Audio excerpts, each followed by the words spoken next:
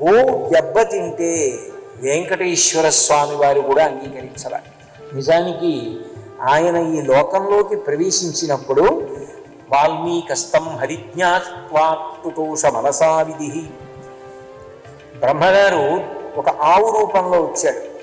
బ్రహ్మాధీను శివో వత్స గోపాలి కమలాలయ అంటారు భవిష్యోత్తర పురాణంలో.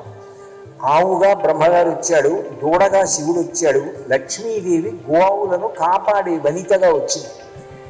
లోపల శ్రీ మహావిష్ణువు ఉన్నారని ఆ పుట్ట మీదకి వచ్చి బ్రహ్మగారు వాల్మీకస్తం హరిజ్ఞాత్వా తుతోష మనసా విధి ఆ సంతోషంతో క్షీరధార కురిపిస్తూ ఉండేవాడు.